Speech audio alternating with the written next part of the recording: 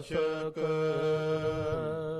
ਸ੍ਰੀ ਹਰਿ ਰਾਏ ਨਮੋ ਕਰ ਜੋਰੀ ਨਮੋ ਕਰ ਜੋਰੀ ਗੁਰ ਹਰਿ ਕ੍ਰਿਸ਼ਨ ਮਨਾਏ ਬਹੋਰੀ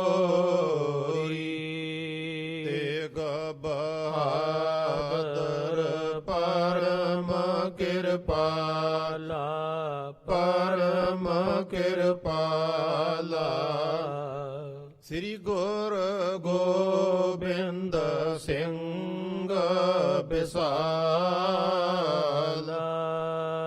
ਤਾਰੋਂ ਤਾਰਾ ਪਰ ਪੁਨ ਪੁਨ ਸੀਸਾ ਜੀ ਪੁਨ ਪੁਨ ਸੀਸਾ ਬੰਦੋਂ ਬਾਰ ਬਾਰ ਜਗਦੀਸ਼ਾ ਜਿਸ ਮਹਿ ਅੰਮ੍ਰਿਤ ਗਿਆਨ ਹੈ ਮਾਨਕ ਭਗਤ ਵੈਰਾਗ ਗੁਰੂ ਗ੍ਰੰਥ ਸਾਹਿਬ ਉਦਦ ਬੰਦੋਂ ਕਰ ਅਨੁਰਾਗ ਕਹਾਂ ਬੁੱਧ ਪ੍ਰਭ ਤੁਛ ਹਮਾਰੀ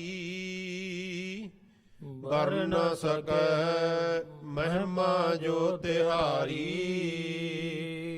ਹਮ ਨ ਸਕਤ ਕਰ ਸਿਫਤ ਤੁਮਾਰੀ ਆਪ ਲਿਹੋ ਤੁਮ ਕਥਾ ਸੁਧਾਰੀ ਵਾਹਿਗੁਰੂ ਜੀ ਹਮ ਨ ਸਕਤ ਕਰ ਸਿਫਤ ਤੁਮਾਰੀ ਆਪ ਲਿਓ ਤੁਮ ਕਥਾ ਸੁਧਾਰੀ ਸਤਨਾਮ ਸ੍ਰੀ ਵਾਹਿਗੁਰੂ ਸਾਹਿਬ ਜੀ ਇਮ ਮਸਲਤ ਮੂਡਨ ਮਿਲ ਕਰੀ ਪਾਰਾ ਹਿਤ ਤੇ ਜਿਨ ਮਤ ਜਰ ਬਰੀ ਸਭਾ ਜਾਮਨੀ ਮਹਿ ਕਬ ਹੋਏ ਕਬ ਦਿਨ ਬਿਖੈ ਬੁਲਾਵਹਿ ਸੋਏ। ਵਾਹਿਗੁਰੂ ਜੀ ਕਾ ਖਾਲਸਾ ਵਾਹਿਗੁਰੂ ਜੀ ਕੀ ਫਤਿਹ। ਪਤਿਤ ਪਾਵਨ ਭਗਤ ਵਛਲ ਗਰੀਬ ਨਿਵਾਜ ਚਬਰ ਛਤਰ ਸਿੰਘਾਸਨ ਦੇ ਮਾਲਕ ਧੰਨ ਧੰਨ ਸਾਹਿਬ ਸ੍ਰੀ ਗੁਰੂ ਗ੍ਰੰਥ ਸਾਹਿਬ ਜੀ ਤਿੰਨਾਂ ਦੇ ਪਾਵਨ ਹਾਜ਼ਰੀ ਵਿੱਚ ਸੱਜ ਬੈਠੇ ਗੁਰੂ ਰੂਪ ਗੁਰੂ ਖਾਲਸਾ ਸਰਬੱਤ ਸੰਗਤ ਜੀਓ। ਆਪ ਸਰਬੱਤ ਸੰਗਤ ਸਤਿਗੁਰਾਂ ਦੀ ਹਾਜ਼ਰੀ ਵਿੱਚ ਸੱਜੇ ਹੋਏ ਪਿਛਲੇ ਪਹਿਰ ਦੇ ਦੀਵਾਨਾਂ ਵਿੱਚ ਬੈਠ ਕਰਕੇ ਕਥਾ ਕੀਰਤਨ ਸਰਵਣ ਕਰਕੇ ਲਾਹਾ ਪ੍ਰਾਪਤ ਕਰ ਰਹੇ ਹੋ। ਸੋ ਆਪ ਰਾਗੀ ਸਿੰਘਾਂ ਦੇ ਪਾਸੋਂ ਗੁਰੂ ਕੀ ਬਾਣੀ ਦਾ ਕੀਰਤਨ ਸਰਵਣ ਕਰ ਰਹੇ ਸੀ। ਸੋ ਹੁਣ ਸਤਿਗੁਰਾਂ ਦੇ ਇਤਿਹਾਸ ਦੀ ਕਥਾ ਆਰੰਭ ਹੋ ਰਹੀ ਹੈ, ਜੋ ਕਿ ਆਪਾਂ ਰੋਜ਼ ਹੀ ਲੜੀ ਦੇ ਨਾਲ ਸਤਿਗੁਰਾਂ ਦੇ ਇਤਿਹਾਸ ਦੀ ਵਿਚਾਰ ਕਰਦੇ ਹਾਂ। ਆਪ ਸਰਬੱਤ ਸੰਗਤਾਂ ਨੇ ਪਿੱਛੇ ਸਰਵਣ ਕੀਤਾ ਹੈ ਕਿ ਸਤਿਗੁਰੂ ਸ੍ਰੀ ਗੁਰੂ ਹਰਿਰਾਏ ਸਾਹਿਬ ਜੀ ਮਹਾਰਾਜ ਦੇ ਵੱਡੇ ਸਪੁੱਤਰ ਬਾਬਾ ਰਾਮ ਰਾਏ ਜੀ ਦਿੱਲੀ ਦੇ ਵਿੱਚ ਗਏ ਹੋਏ ਹੈ। ਕਈ ਪ੍ਰਕਾਰ ਦੀਆਂ ਜੋ ਕਰਾਮਾਤਾਂ ਸਨ ਉਹ ਔਰੰਗਜ਼ੇਬ ਨੇ ਉਹਨਾਂ ਦੇ ਕੋਲੋਂ ਵੇਖੀਆਂ। ਕਹਿਣ ਲੱਗਾ ਕਿ ਕਰਾਮਾਤ ਤੇ ਮੈਂ ਆਪ ਜੀ ਦੀ ਵੇਖ ਲਈ ਹੈ, ਪਰ ਅਜੇ ਤੱਕ ਆਪ ਜੀ ਦੀ ਅੰਤਰਜਾਮਤਾ ਨਹੀਂ ਮੈਂ ਵੇਖੀ। ਇਹ ਦੱਸੋ ਕਿ ਮੇਰੀ ਜੋ ਸਭ ਤੋਂ ਜਿਸ ਨੂੰ ਮੈਂ ਵੱਧ ਮੋਹ ਕਰਦਾ ਹੈ ਉਹ ਬੇਗਮ ਦਾ ਨਾਮ ਕੀ ਹੈ, ਉਸ ਦਾ ਕੱਦ ਕਾਠ, ਉਸ ਦੇ ਸਾਰੇ ਨੈਣ ਨਕਸ਼ ਮੈਨੂੰ ਦੱਸੋ। ਉਸੇ ਵੇਲੇ ਹੀ ਰਾਮ ਰਾਏ ਨੇ ਉਸ ਦਾ ਨਾਮ ਦੱਸ ਦਿੱਤਾ। ਉਸ ਦਾ ਕੱਦ ਕਾਠ, ਨੈਣ ਨਕਸ਼, ਉਸ ਦਾ ਸੁਭਾਅ, ਸਾਰਾ ਕੁਝ ਹੀ ਔਰੰਗਜ਼ੇਬ ਨੂੰ ਦੱਸਿਆ। ਔਰੰਗਜ਼ੇਬ ਰਾਮ ਰਾਏ ਦੇ ਕੋਲੋਂ ਸੁਣ ਕਰਕੇ ਬੜਾ ਖੁਸ਼ ਹੋਇਆ, ਬੜਾ ਅਚਰਜ ਹੋਇਆ।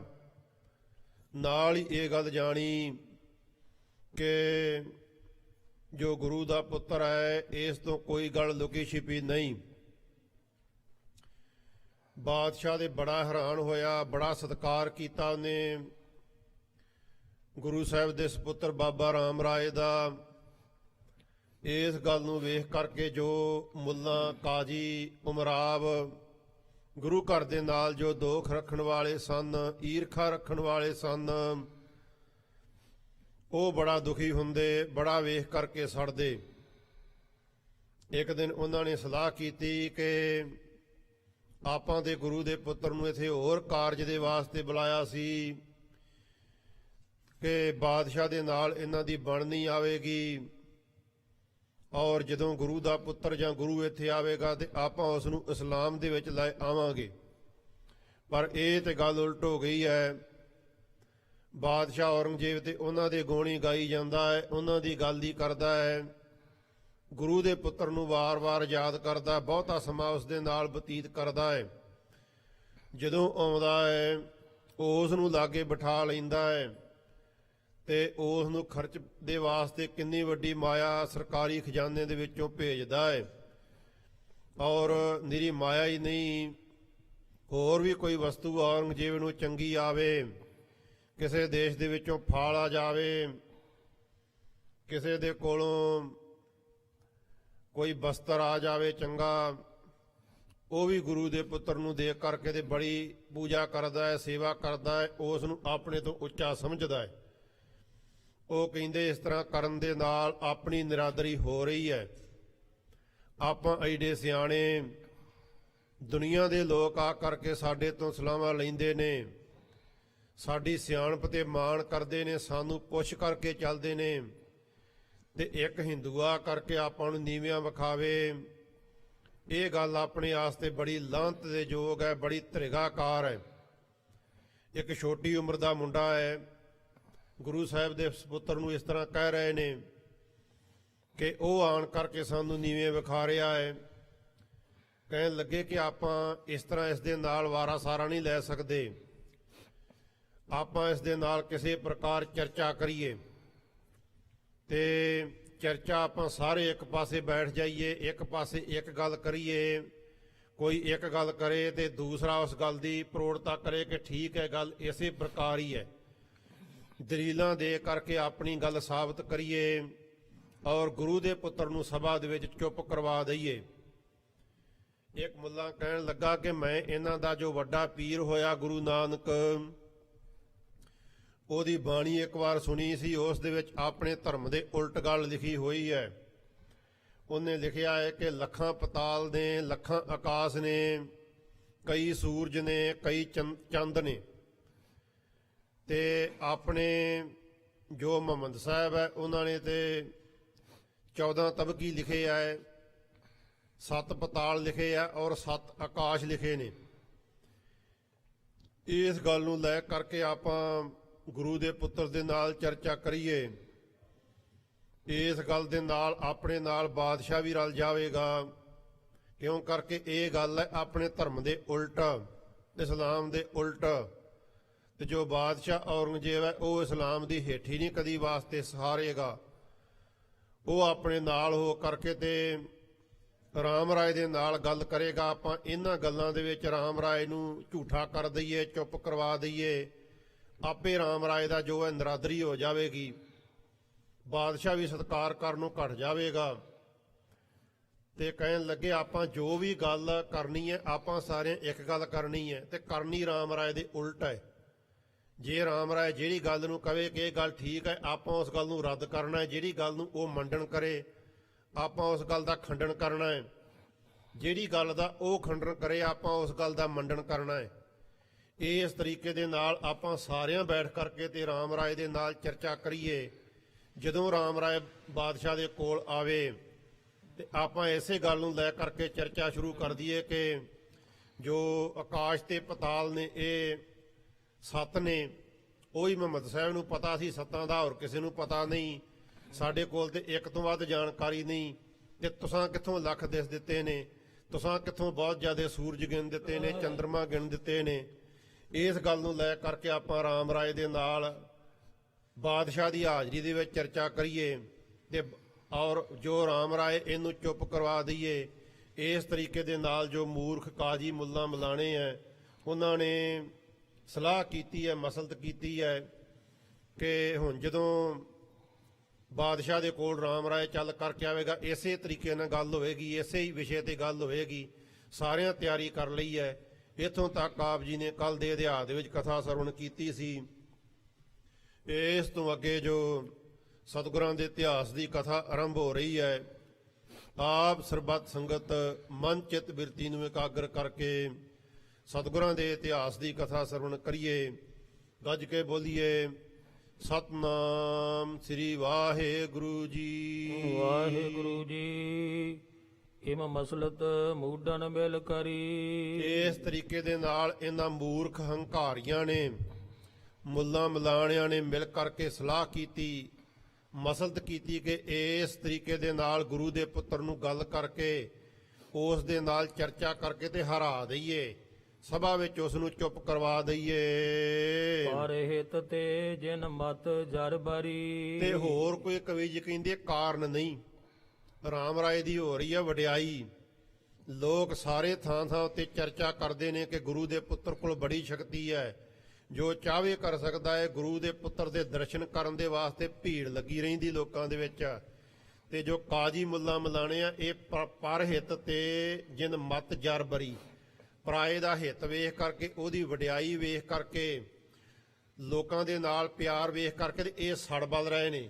ਇਹਨਾਂ ਦੀ ਜੋ ਮੱਤ ਹੈ ਉਹ ਅੱਗ ਬਲ ਰਹੀ ਉਸ ਦੇ ਵਿੱਚ। ਇਸ ਗੱਲ ਨੂੰ ਵੇਖ ਕਰਕੇ ਸਭਾ ਜਾਮਨੀ ਮਹਿ ਕਬ ਹੋਏ। ਇਸ ਤਰ੍ਹਾਂ ਕਹਿੰਦੇ ਕਿ ਕਦੀ ਤੇ ਜੋ ਬਾਦਸ਼ਾਹ ਔਰੰਗਜ਼ੇਬ ਜਦੋਂ ਦਿਨੇ ਟਾਈਮ ਨਾ ਲੱਗੇ ਤੇ ਉਹ ਰਾਤ ਨੂੰ ਵੀ ਕਚਹਿਰੀ ਲੈ ਕਰਕੇ ਬੈਠ ਜਾਂਦਾ, ਰਾਤ ਨੂੰ ਵੀ ਸਭਾ ਲਾ ਕਰਕੇ ਬੈਠ ਜਾਂਦਾ।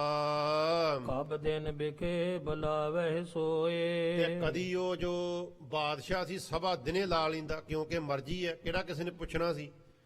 ਕਦੀ ਜੋ ਬਾਦਸ਼ਾਹ ਦਿਨੇ ਕਚਹਿਰੀ ਲਾ ਲੈਂਦਾ ਤੇ ਕਦੀ ਰਾਤ ਨੂੰ ਸਭਾ ਲਾ ਕਰਕੇ ਬੈਠ ਜਾਂਦਾ।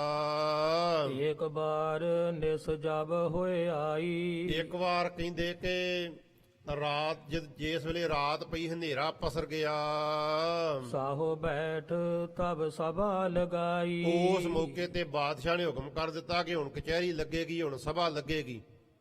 ਉਸ ਮੌਕੇ ਤੇ ਬਾਦਸ਼ਾਹ ਨੇ ਜਿਹੜੀ ਸੀ ਸਭਾ ਲਾਉਣ ਦੇ ਵਾਸਤੇ ਤਿਆਰੀ ਕੀਤੀ। ਸਾਰਾ ਜੋ ਥਾਂ ਸੀ ਉਹ ਤਿਆਰ ਕਰ ਦਿੱਤਾ ਗਿਆ। ਕਾਜੀ ਮੁੱਲਾ ਗਨ ਚਲ ਆਏ। ਤੇ ਜੋ ਔਰੰਗਜ਼ੇਬ ਦੇ ਦਰਬਾਰੀ ਸਨ, ਸਭਾ ਵਿੱਚ ਬੈਠਣ ਵਾਲੇ ਕਾਜੀ ਮੁਲਾਣੇ ਤੇ ਉਮਰਾਵ, ਇਸ ਤਰ੍ਹਾਂ ਤੋਂ ਆਦਿਕ ਜਿਹੜੇ ਦਰਬਾਰੀ ਸੀ ਸਾਰੇ ਚੱਲ ਕਰਕੇ ਬਾਦਸ਼ਾਹ ਦਾ ਹੁਕਮ ਮੰਨਦੇ ਹੋਏ ਸਭਾ ਦੇ ਵਿੱਚ ਆਏ। ਬੰਦੇ ਸਾਹ ਮਿਲਤ ਹਰ ਖਾਏ। ਤੇ ਬਾਦਸ਼ਾਹ ਔਰੰਗਜ਼ੇਬ ਨੂੰ ਮਿਲ ਕਰਕੇ ਤੇ ਬੜੇ ਖੁਸ਼ ਹੋਏ। ਬਾਦਸ਼ਾਹ ਦਾ ਸਤਿਕਾਰ ਕੀਤਾ ਉਹਨਾਂ ਨੇ, ਨਮਸਕਾਰ ਕੀਤੀ, ਸਾਰਿਆਂ ਤੋਂ ਵੱਡਾ ਜਾਣ ਕਰਕੇ, ਸਤਿਕਾਰਯੋਗ ਜਾਣ ਕਰਕੇ। ਇਸ ਚਿੰਨ ਪਠਿਓ ਹਕਾਰਨ ਸਾਹੂ। ਤੇ ਉਸ ਮੌਕੇ ਤੇ ਬਾਦਸ਼ਾਹ ਨੇ ਆਪਣੇ ਇੱਕ ਆਦਮੀ ਨੂੰ ਕੋਲ ਬੁਲਾਇਆ। ਆਪਣੇ ਇੱਕ ਆਦਮੀ ਨੂੰ ਕੋਲ ਬੁਲਾ ਕਰਕੇ ਤੇ ਉਹਨੂੰ ਕਿਹਾ ਕਿ ਜਾਓ, ਮੇਰਾ ਸੁਨਾਹ ਲੈ ਕਰਕੇ ਤੇ ਗੁਰੂ ਦੇ ਪੁੱਤਰ ਦੇ ਕੋਲ ਜਾਣਾ ਕਰੋ। ਲਿਆਵੋ ਗੁਰ ਸੁਤ ਕੋ ਮਮ ਪਾਹੂ। ਤੇ ਗੁਰੂ ਦਾ ਪੁੱਤਰ ਹੈ ਜੋ ਰਾਮ ਰਾਏ, ਉਹਨੂੰ ਵੀ ਤੁਸੀਂ ਸਭਾ ਵਿੱਚ ਲੈ ਕਰਕੇ ਆਓ। ਉਹਨੂੰ ਵੀ ਕਹੋ ਕਿ ਬਾਦਸ਼ਾਹ ਦੀ ਸਭਾ ਲੱਗੀ ਹੋਈ ਹੈ ਤੇ ਬਾਦਸ਼ਾਹ ਔਰੰਗਜ਼ੇਬ ਤੁਹਾਨੂੰ ਯਾਦ ਕਰਦਾ, ਤੁਸੀਂ ਵੀ ਸਭਾ ਵਿੱਚ ਜਾ ਕਰਕੇ ਬਾਦਸ਼ਾਹ ਦੇ ਕੋਲ ਪਹੁੰਚਣਾ ਕਰੋ। ਜਾਏ ਨਮੋ ਤਿੰਨ ਨਰ ਨੇ ਕਰੀ। ਤੇ ਉਹ ਜੋ ਆਦਮੀ ਸੀ ਔਰੰਗਜ਼ੇਬ ਦਾ ਭੇਜਿਆ ਆ, ਉਹ ਔਰੰਗਜ਼ੇਬ ਦਾ ਹੁਕਮ ਮੰਨ ਕਰਕੇ ਤੇ ਗਿਆ ਰਾਮ ਰਾਏ ਦੇ ਕੋਲ। ਰਾਮ ਰਾਏ ਨੂੰ ਜਾ ਕਰਕੇ ਦੇ ਪਿਆਰ ਦੇ ਨਾਲ ਨਮਸਕਾਰ ਕੀਤੀ। ਹੱਥ ਜੋਰ ਪੁਨ ਬਿਨੈ ਉਚਰੀ। ਤੇ ਰਾਮ ਰਾਏ ਨੇ ਪੁੱਛਿਆ ਵੀ ਆਓ ਵੀ ਕਿਧਰ ਆਏ ਹੋ ਇਸ ਵੇਲੇ, ਕਾਫੀ ਹਨੇਰਾ ਪਸਰ ਚੁੱਕਾ ਹੈ। ਉਹਨੇ ਫਿਰ ਦੋਵੇਂ ਹੱਥ ਜੋੜ ਕਰਕੇ ਜੋ ਬੇਨਤੀ ਸੀ ਬਾਦਸ਼ਾਹ ਦੇ ਵੱਲੋਂ ਬਚਨ ਜਿਹੜੇ ਸੀ ਉਹ ਕਹਿਣਾ ਕੀਤੇ। ਸਾਹੋ ਆਪ ਕੋ ਸਿਮਰਨ ਕਰਿਓ। ਕਹਿਣ ਲੱਗਾ ਕਿ ਜੋ ਬਾਦਸ਼ਾਹ ਨਾ, ਸਾਡਾ ਬਾਦਸ਼ਾਹ ਔਰੰਗਜ਼ੇਬ, ਉਹ ਮਹਾਰਾਜ ਆਪ ਜੀ ਨੂੰ ਯਾਦ ਕਰ ਰਿਹਾ ਹੈ। ਆਪ ਜੀ ਨੂੰ ਮਿਲਣਾ ਚਾਹੁੰਦਾ ਏ। ਵੱਡ ਦੀਵਾਨ ਉਮਰਾਵਨ ਭਰਿਓ। ਤੇ ਰਾਮ ਰਾਏ ਕਹਿਣ ਲੱਗਾ ਕਿ ਬਾਦਸ਼ਾਹ ਨੇ ਕੀ ਆਖਣਾ ਇਸ ਵੇਲੇ। ਉਹ ਕਹਿਣ ਲੱਗਾ ਅੱਜ ਬਾਦਸ਼ਾਹ ਨੇ ਰਾਤ ਨੂੰ ਸਭਾ ਲਾਈ, ਕਚਹਿਰੀ ਲਾਈ ਹੈ, ਤੇ ਸਾਰੀ ਜੋ ਕਚਹਿਰੀ ਹੈ ਉਹ ਉਮਰਾਵਾਂ ਦੇ ਨਾਲ, ਕਾਜੀ ਮੁੱਲਾ ਮਲਾਣਿਆਂ ਦੇ ਨਾਲ ਭਰੀ ਪਈ ਹੈ। ਬਾਦਸ਼ਾਹ ਉੱਥੇ ਬੈਠਾ ਆਪ ਜੀ ਦੀ ਉਡੀਕ ਕਰ ਰਿਹਾ ਏ। ਸੁਨ ਸ੍ਰੀ ਰਾਮ ਰਾਏ ਕਰ ਤਿਆਰੀ। ਤੇ ਆਪ ਜੀ ਵੀ ਤਿਆਰੀ ਕਰੋ। ਬਾਦਸ਼ਾਹ ਆਪ ਜੀ ਨੂੰ ਯਾਦ ਕਰਦਾ, ਬੇਨਤੀ ਕਰਦਾ ਕਿ ਤੁਸੀਂ ਵੀ ਸਭਾ ਵਿੱਚ ਆ ਕਰਕੇ ਦਰਸ਼ਨ ਦਿਓ। ਇਸ ਤਰ੍ਹਾਂ ਔਰੰਗਜ਼ੇਬ ਦੇ ਆਦਮੀ ਨੇ ਜਾ ਕਰਕੇ ਤੇ ਸੁਨੇਹਾ ਦਿੱਤਾ, ਤੇ ਰਾਮ ਰਾਏ ਨੇ ਉਸ ਮੌਕੇ ਤੇ ਬਚਨ ਸੁਣ ਕਰਕੇ ਤੇ ਤਿਆਰੀ ਕੀਤੀ। ਛੜਿਓ ਸੀਗਰ ਸਿਵਕਾ ਅਸਵਾਰੀ। ਉਸ ਮੌਕੇ ਤੇ ਰਾਮ ਰਾਏ ਸੀ ਜੋ ਪਾਲਕੀ ਦੇ ਵਿੱਚ ਬੈਠ ਕਰਕੇ ਤੇ ਬੜੀ ਛੇਤੀ ਦੇ ਨਾਲ ਚੱਲ ਪਿਆ ਔਰੰਗਜ਼ੇਬ ਦੇ ਕੋਲ ਆਉਣ ਦੇ ਵਾਸਤੇ। ਚਮਰ ਚਾਰ ਟੋਰਤ ਸੰਗ ਆਵੇ। ਤੇ ਜੋ ਗੁਰੂ ਸਾਹਿਬ ਜੀ ਦਾ ਸੁਪੁੱਤਰ ਹੈ, ਬੜੇ ਸਤਿਕਾਰ ਦੇ ਨਾਲ ਉਸ ਨੂੰ ਕੁਹਾਰ ਲਿਆ ਰਹੇ। ਨਾਲ ਹੋਰ ਵੀ ਜਿਹੜੇ ਸੀ ਉਹ ਉਸ ਦੇ ਆ ਰਹੇ ਸਨ ਸਿੱਖ ਸੇਵਕ। ਮਿਲੇ ਪੰਥ ਕੋ ਸੀਸ ਨਿਵਾਵੇ। ਤੇ ਜਦੋਂ ਕੋਈ ਰਸਤੇ ਵਿੱਚ ਮਿਲਦਾ ਅੱਗੋਂ ਦੇ ਪੁੱਛਦੇ ਵੀ ਕੌਣ ਜਾ ਰਿਹਾ, ਉਹ ਨਾਲ ਦੇ ਸਾਥੀ ਜਿਹੜੇ ਸੀ ਦੱਸਦੇ ਕਿ ਸ੍ਰੀ ਗੁਰੂ ਹਰਿਰਾਏ ਸਾਹਿਬ ਜੀ ਦਾ ਸੁਪੁੱਤਰ ਬਾਬਾ ਰਾਮ ਰਾਏ ਜੀ ਜਾ ਰਹੇ ਆ। ਤੇ ਉਹ ਲੋਕ ਜਿਹੜੇ ਸੀ ਬੜੇ ਸਤਿਕਾਰ ਦੇ ਨਾਲ ਮਿਲਦੇ, ਨਮਸਕਾਰ ਕਰਦੇ, ਬਾਬਾ ਰਾਮ ਰਾਏ ਨੂੰ ਸੀਸ ਨਿਵਾਉਂਦੇ। ਚੋਬਦਾਰ ਅਰ ਸੰਗਟ ਲੈਤ। ਤੇ ਅੱਗੇ ਅੱਗੇ ਜੋ ਦੋ ਸੂਰਮੇ ਆ ਰਹੇ ਸੀ ਜਿਨ੍ਹਾਂ ਨੇ ਚੋਭਾਂ ਫੜੀਆਂ ਹੋਈਆਂ ਸਨ, ਤੇ ਨਾਲ ਨਾਲ ਹੋਰ ਵੀ ਸੂਰਮੇ ਜਿਹੜੇ ਸੀ ਸ਼ਸਤਰਧਾਰੀ ਬਾਬਾ ਰਾਮ ਰਾਏ ਦੀ ਪਾਲਕੀ ਦੇ ਨਾਲ ਨਾਲ ਆ ਰਹੇ ਸਨ।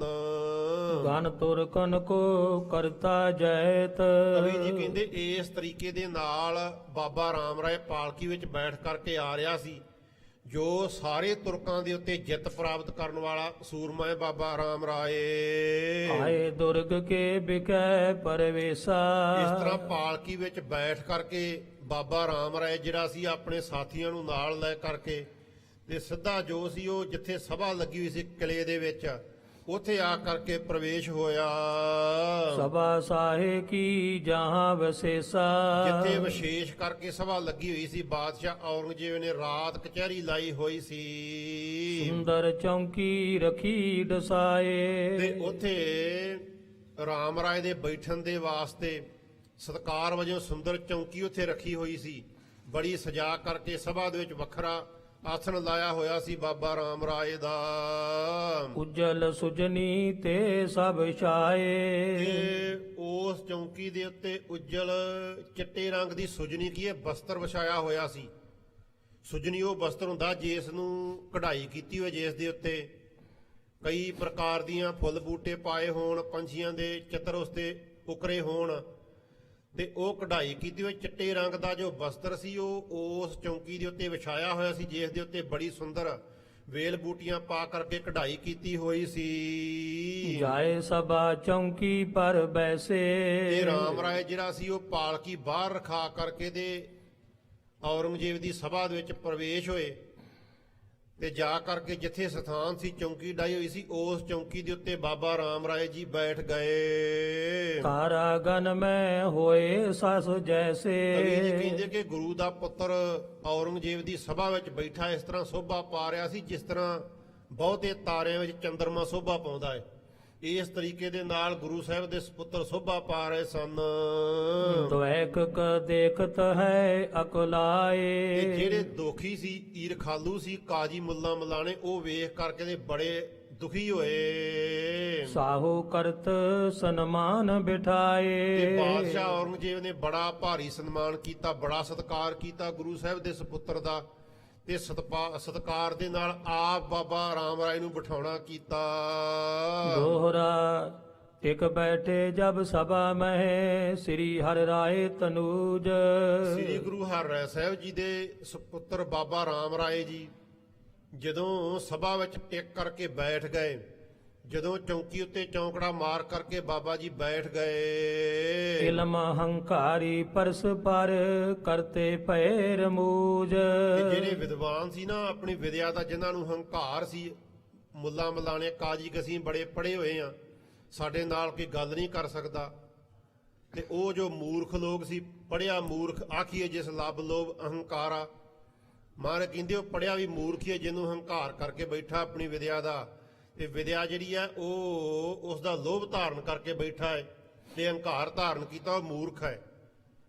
ਵੇਦ ਪੁਰਾਣ ਪੜੇ ਕਾ ਕਿਆ ਗੁਣ, ਖਰ ਚੰਦਨ ਜਸ ਭਾਰਾ, ਰਾਮ ਨਾਮ ਕੀ ਗਤ ਨਹੀਂ ਜਾਨੀ, ਕੈਸੇ ਉਤਰ ਸਪਾਰਾ। ਇਹ ਜੋ ਇਸ ਤਰ੍ਹਾਂ ਦੇ ਆਪਣੀ ਵਿਦਿਆ ਦਾ ਹੰਕਾਰ ਕਰਨ ਵਾਲੇ ਸਨ, ਇਹ ਆਪੋ ਵਿੱਚ ਦੀ ਇੱਕ ਦੂਸਰੇ ਨੂੰ ਰਮਜਾਂ ਦੇ ਨਾਲ ਇਸ਼ਾਰਿਆਂ ਨਾਲ ਗੱਲਾਂ ਕਰਨ ਲੱਗੇ ਕਿ ਗੁਰੂ ਦਾ ਪੁੱਤਰ ਆ ਕਰਕੇ ਬੈਠ ਗਿਆ ਸਭਾ ਦੇ ਵਿੱਚ, ਹੁਣ ਗੱਲ ਤੂੰ ਸ਼ੁਰੂ ਕਰੇਂਗਾ ਕਿ ਮੈਂ ਕਰਾਂ। ਇਸ ਤਰ੍ਹਾਂ ਆਪੋ ਵਿੱਚ ਦੀ ਇੱਕ ਦੂਜੇ ਨੂੰ ਰਮਜਾਂ ਦੇ ਨਾਲ ਇਸ਼ਾਰਿਆਂ ਦੇ ਨਾਲ ਸਮਝਾਉਣ ਲੱਗੇ। ਪੈਗੰਬਰ ਅਰ ਔਲੀਏ ਗੌਸ ਕੁਤਬ ਗਨ ਪੀਰ। ਤੇ ਫਿਰ ਇਹਨਾਂ ਨੇ ਗੱਲ ਸ਼ੁਰੂ ਕੀਤੀ, ਇਹਨਾਂ ਕਾਜ਼ੀਆਂ ਮਲਾਣਿਆਂ ਵਿੱਚੋਂ ਇੱਕ ਜਾਣੇ ਨੇ ਕਿ ਜਿਹੜੇ ਇਹਨਾਂ ਦੇ ਵੱਡੇ ਪੈਗੰਬਰ ਹੋਏ ਆ ਤੇ ਔਲੀਏ। ਪੈਗੰਬਰ ਉਹ ਹੁੰਦੇ ਕਹਿੰਦੇ ਜਿਹਨੂੰ ਪਰਮੇਸ਼ਰ ਦੇ ਵੱਲੋਂ ਪੈਗਾਮ ਉਤਰਦਾ, ਜਿਸ ਤਰ੍ਹਾਂ ਕਹਿੰਦੇ ਮੁਹੰਮਦ ਸਾਹਿਬ ਨੂੰ ਇਹ ਇਸਲਾਮ ਮਤ ਵਾਲੇ ਮੰਨਦੇ ਆ ਕਿ ਮੁਹੰਮਦ ਸਾਹਿਬ ਜੋ ਸੀ ਉਹ ਪੈਗੰਬਰ ਸੀ, ਉਸ ਨੂੰ ਅੱਲਾਹ ਤਾਲਾ ਦੇ ਵੱਲੋਂ ਪੈਗਾਮ ਆਉਂਦਾ ਸੀ ਤੇ ਉਹ ਜੋ ਪੈਗਾਮ ਹੈ ਸਾਰਾ ਉਹਨਾਂ ਨੇ ਕੁਰਾਨ ਦੇ ਵਿੱਚ ਲਿਖਿਆ ਹੋਇਆ ਇਹਨਾਂ ਦੇ ਮੁਤਾਬਕ ਹੈ। ਤੇ ਉਹ ਪੈਗੰਬਰਾਂ ਦੀ ਗੱਲ ਕੀਤੀ ਤੇ ਔਲੀਏ ਜਿਹੜੇ ਅੱਗੇ ਉਸ ਪੈਗੰਬਰ ਦਾ ਪ੍ਰਚਾਰ ਕਰਨ ਵਾਲੇ ਸਨ ਕਿ ਆਪਣੇ ਪੈਗੰਬਰ ਨੂੰ ਅੱਜ ਪੈਗਾਮ ਆਇਆ, ਆਹ ਸੁਨੇਹਾ ਆਇਆ, ਇਸ ਤਰੀਕੇ ਨਾਲ ਤੁਸੀਂ ਕਰੋ, ਇਸ ਤਰ੍ਹਾਂ ਕਰੋ। ਔਲੀਏ ਜਿਹੜੇ ਸੀ ਉਹ ਉਹਨਾਂ ਦੀ ਗੱਲ ਤੇ ਗੌਸ ਕਹੀਏ ਜੋ ਸਿੱਧੀਆਂ ਵਾਲੇ ਹੁੰਦੇ, ਸ਼ਕਤੀਆਂ ਵਾਲੇ ਹੁੰਦੇ ਜੋ, ਤੇ ਜਿਹੜੇ ਇੱਥੋਂ ਤੱਕ ਕਹਿੰਦੇ ਸ਼ਕਤੀ ਵਾਲੇ ਹੁੰਦੇ ਆ ਕਿ ਆਪਣਾ ਸਰੀਰ ਵੀ ਸਾਰਾ ਵੱਖੋ ਵੱਖ ਕਰ ਲੈਂਦੇ ਆ ਤੇ ਜਦੋਂ ਜੀ ਕਰੇ ਫੇਰ ਜੋੜ ਲੈਂਦੇ ਆ। ਤੇ ਇਸ ਤਰ੍ਹਾਂ ਪੀਰ ਜਿਹੜੇ ਸੀ ਪੂਜਾ ਯੋਗ, ਜਿਨ੍ਹਾਂ ਦਾ ਇਸਲਾਮ ਮਤ ਵਿੱਚ ਬੜਾ ਸਤਿਕਾਰ ਸੀ, ਸਾਰੇ ਲੋਕ ਜਿਨ੍ਹਾਂ ਨੂੰ ਮੰਨਦੇ ਸਨ, ਉਹਨਾਂ ਪੀਰਾਂ ਦੀ ਗੱਲ ਜਿਹੜੀ ਸੀ ਇਹਨਾਂ ਨੇ ਸ਼ੁਰੂ ਕੀਤੀ। ਪ੍ਰਥਮ ਪ੍ਰਸੰਗ ਪਰ ਬਿਰਤ ਕਰ ਦਾਨ ਸਵੰਦ ਸੁਧੀਰ। ਤੇ ਜਿਹੜਾ ਸਾਰਿਆਂ ਤੋਂ ਆਪਣੇ ਆਪ ਨੂੰ ਦਾਨਸ਼ਵੰਦ ਕੀ ਸਿਆਣਾ ਸਮਝਦਾ ਸੀ ਕਿ ਮੈਂ ਬੜਾ ਸਿਆਣਾ ਹਾਂ ਤੇ ਬੜੀ ਧੀਰਜ ਵਾਲਾ ਹਾਂ, ਉਹਨੇ ਜਿਹੜਾ ਸੀ ਇਹ ਪੀਰਾਂ ਦਾ, ਪੈਗੰਬਰਾਂ ਦਾ, ਔਲੀਏ ਗੌਸ ਜਿਹੜੇ ਹੋਏ ਆ ਵੱਡੇ, ਇਹਨਾਂ ਦਾ ਪ੍ਰਸੰਗ ਜਿਹੜਾ ਸੀ ਉਹ ਸ਼ੁਰੂ ਕੀਤਾ। ਸਭਾ ਵਿੱਚ ਗੱਲ ਚਲਾ ਦਿੱਤੀ ਰਾਮ ਰਾਏ ਦੇ ਬੈਠਿਆਂ, ਔਰੰਗਜ਼ੇਬ ਦੀ ਹਾਜ਼ਰੀ ਦੇ ਵਿੱਚ। ਚੌਪਈ ਬਚਨ ਰੁਚਰ ਰਚ ਕੇ ਚਤੁਰਾਤਾ। ਤੇ ਬੜੀ ਚਤੁਰਤਾ ਰਚ ਕਰਕੇ, ਬੜੀ ਸਿਆਣਪ ਦੇ ਨਾਲ ਤੇ ਬੜੇ ਸੁੰਦਰ ਜਿਹੜੇ ਬਚਨ ਸੀ ਉਹ ਰਚ ਕਰਕੇ ਬਣਾ ਸਵਾਰ ਕਰਕੇ ਕਹਿਣ ਲੱਗਾ। ਕਲਾ ਅਕਲ ਤੇ ਕਰ ਮਧੁਰਾਤਾ। ਤੇ ਆਪਣੀ ਅਕਲ ਦੀ ਕਲਾ ਦੇ ਨਾਲ, ਅਕਲ ਦੀ ਸਿਆਣਪ ਦੇ ਨਾਲ ਤੇ ਬੜੀ ਮਿੱਠੀ ਬੋਲੀ ਦੇ ਵਿੱਚ ਬਚਨ ਬੋਲ ਰਿਹਾ ਬੋਲਣ ਵਾਲਾ ਜੋ ਕਾਜੀ ਸੀ। ਸਾਹੇ ਸੁਨਾਏ ਪ੍ਰਸੰਨ ਕਰਤ ਹੈ। ਨਾਲ ਬਾਦਸ਼ਾਹ ਦੇ ਵੱਲੇ ਵੇਖ ਰਿਹਾ ਕਿ ਬਾਦਸ਼ਾਹ ਮੇਰੀ ਗੱਲ ਸੁਣ ਰਿਹਾ ਹੈ ਤੇ ਇਸ ਤਰ੍ਹਾਂ ਪੈਗੰਬਰਾਂ ਦੀ ਗੱਲ ਕਰ ਰਿਹਾ, ਆਪਣਾ ਪੁਰਾਣਾ ਜੋ ਇਤਿਹਾਸ ਸੀ ਉਹ ਸੁਣਾਉਣ ਲੱਗਾ ਤੇ ਬਾਦਸ਼ਾਹ ਨੂੰ ਪ੍ਰਸੰਨ ਕਰਨ ਲੱਗਾ ਆਪਣੀ ਵਡਿਆਈ ਕਰਕੇ। ਉਚਤੇ ਆਪਣੇ ਦੀਨ ਤਰਤ ਹੈ। ਤੇ ਆਪਣੇ ਨਾਲ ਗੱਲ ਕਰਦਾ ਪੈਗੰਬਰਾਂ ਦੀ, ਪਰ ਆਪਣੇ ਇਸਲਾਮ ਦੀ ਬੜੀ ਉਸਤਤ ਕਰ ਰਿਹਾ ਕਿ ਜੋ ਇਸਲਾਮ ਧਰਮ ਹੈ ਸਾਰਿਆਂ ਦੇ ਨਾਲੋਂ ਉੱਚਾ ਹੈ, ਇਹ ਸਾਰਿਆਂ ਦੇ ਨਾਲੋਂ ਚੰਗਾ ਹੈ। ਸਭ ਤੋਂ ਵੱਧ ਜੋ ਪਰਲੋਕ ਦੇ ਵਿੱਚ ਸਤਿਕਾਰ ਹੈ ਉਹ ਮੁਹੰਮਦ ਸਾਹਿਬ ਦਾ ਹੁੰਦਾ ਹੈ। ਮੁਹੰਮਦ ਸਾਹਿਬ ਜਿਹੜੇ ਆ ਉਹ ਆਪ ਅੱਲਾਹ ਤਾਲਾ ਦਾ ਰੂਪ ਆਏ ਸੀ। ਇਸ ਤਰ੍ਹਾਂ ਬੜੀ ਆਪਣੇ ਧਰਮ ਦੀ ਉੱਚਤਾ ਜਿਹੜੀ ਸੀ ਵਡਿਆਈ ਕਰਨ ਲੱਗਾ, ਦੱਸਣ ਲੱਗਾ ਵਡਿਆਈ। ਚਤਰਨ ਕੇਤਕ ਕਰੇ ਪ੍ਰਸੰਗੂ। ਤੇ ਕਈ ਉਹਨੇ ਬੜੀ ਚਾਤਰਤਾਈ ਦੇ ਨਾਲ ਇਸ ਤਰ੍ਹਾਂ ਕੁਝ ਕੁ ਜਿਹੜੇ ਪ੍ਰਸੰਗ ਸੀ ਜੋ ਉਹਨੂੰ ਯਾਦ ਸੀ ਉਹਨੇ ਸੁਣਾ ਕਰਕੇ ਸਭਾ ਦੇ ਵਿੱਚ। ਪੈਗੰਬਰ ਕਰ ਸੁਤਤ ਉਤੰਗੂ। ਤੇ ਆਪਣੇ ਪੈਗੰਬਰ ਕੀਏ ਮੁਹੰਮਦ ਸਾਹਿਬ ਦੀ ਬੜੀ ਉਸਤਤ ਕੀਤੀ, ਬੜੀ ਵੱਡੀ ਵਡਿਆਈ ਕੀਤੀ ਉਸਨੇ, ਬੜਾ ਉਸ ਨੂੰ ਵਡਿਆਇਆ।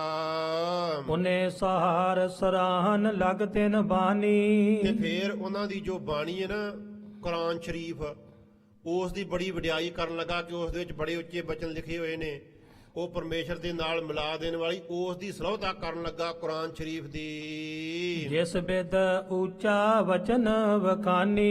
ਇਸ ਤਰੀਕੇ ਦੇ ਨਾਲ ਉੱਚੇ ਬਚਨ ਜਿਹੜੇ ਬੜੇ ਸਿਆਣੇ ਬਚਨ ਕਰ ਰਿਹਾ ਸੀ ਕਿ ਮੁਹੰਮਦ ਸਾਹਿਬ ਜਿਹੜੇ ਆ ਉਹ ਬੜੇ ਪੈਗੰਬਰ ਹੋਏ ਆ, ਉਹਨਾਂ ਦੀ ਜੋ ਬਾਣੀ ਹੈ ਬੜੀ ਉੱਚੀ ਸੁੱਚੀ ਹੈ। ਇਸ ਤਰ੍ਹਾਂ ਕੁਰਾਨ ਸ਼ਰੀਫ ਦੀ ਜੋ ਸੀ ਬੜੀ ਉਸਤਤੀ ਵਡਿਆਈ ਕਰਨ ਲੱਗਾ। ਹੁਣ ਸ੍ਰੀ ਨਾਨਕ ਨਾਮ ਬਖਾਨਾ। ਤੇ ਫਿਰ ਕੁਝ ਸਮਾਂ ਇਸ ਤਰ੍ਹਾਂ ਉਹਨਾਂ ਪੈਗੰਬਰਾਂ ਦੀ, ਪੀਰਾਂ ਦੀ ਬਚਨ ਕਰਕੇ ਤੇ ਮੁੜ ਕੇ ਆਣ ਕਰਕੇ ਤੇ ਗੁਰੂ ਨਾਨਕ ਸਾਹਿਬ ਜੀ ਦਾ ਨਾਮ ਲੈ ਲਿਆ।